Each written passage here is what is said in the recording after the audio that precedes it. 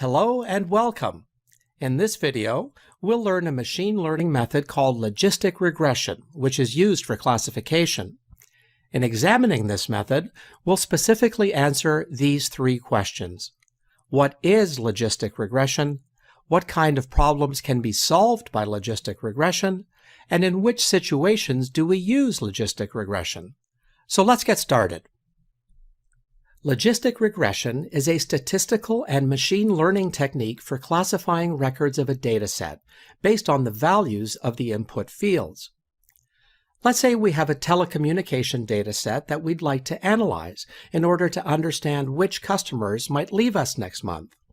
This is historical customer data where each row represents one customer. Imagine that you're an analyst at this company, and you have to find out who is leaving and why. You'll use the dataset to build a model based on historical records and use it to predict the future churn within the customer group. The dataset includes information about services that each customer has signed up for, customer account information, demographic information about customers, like gender and age range, and also customers who've left the company within the last month. The column is called churn. We can use logistic regression to build a model for predicting customer churn using the given features. In logistic regression, we use one or more independent variables such as tenure, age, and income to predict an outcome, such as churn, which we call a dependent variable, representing whether or not customers will stop using the service. Logistic regression is analogous to linear regression, but tries to predict a categorical or discrete target field instead of a numeric one. In linear regression, we might try to predict a continuous value of variables such as the price of a house, blood pressure of a patient, or fuel consumption of a car. But in logistic regression, we predict a variable which is binary, such as yes-no, true-false, successful or not successful, pregnant, not pregnant, and so on, all of which can be coded as 0 or 1. In logistic regression, dependent variables should be continuous. If categorical, they should be dummy or indicator coded. This means we have to transform them to some continuous value. Please note that logistic regression can be used for both binary classification and multi-class classification. But for simplicity, in this video, we'll focus on binary classification. Let's examine some applications of logistic regression before we explain how they work.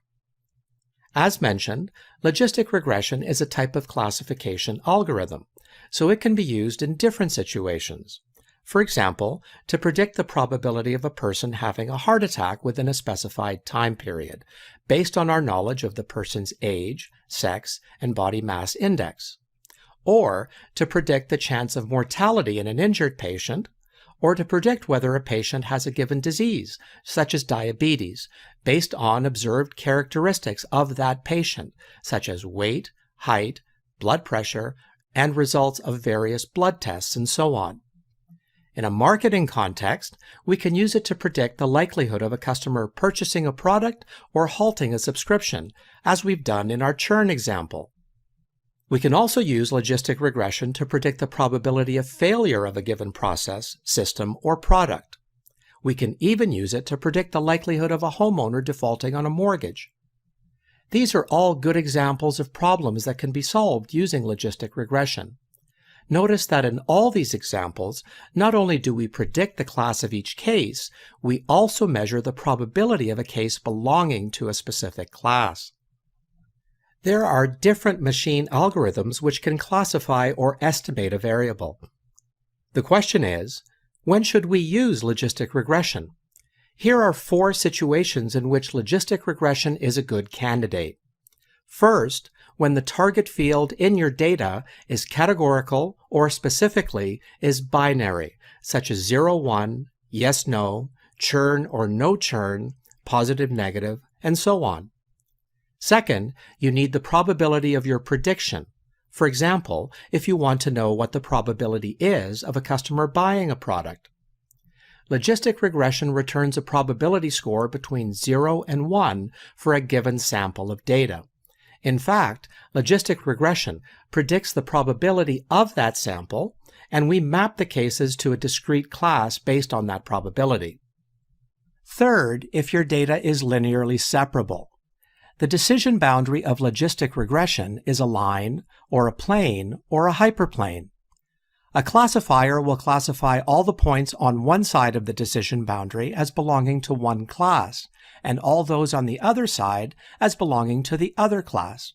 For example, if we have just two features and are not applying any polynomial processing, we can obtain an inequality like theta 0 plus theta 1x1 plus theta 2x2 is greater than 0, which is a half-plane, easily plottable.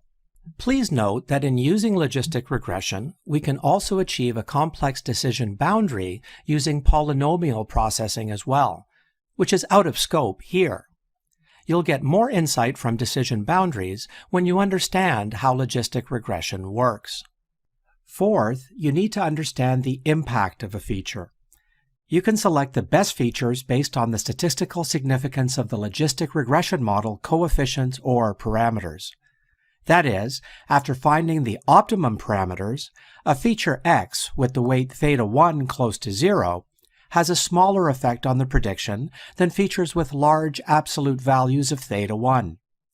Indeed, it allows us to understand the impact an independent variable has on the dependent variable while controlling other independent variables. Let's look at our dataset again. We define the independent variables as x and dependent variable as y. Notice that for the sake of simplicity, we can code the target or dependent values to 0 or 1.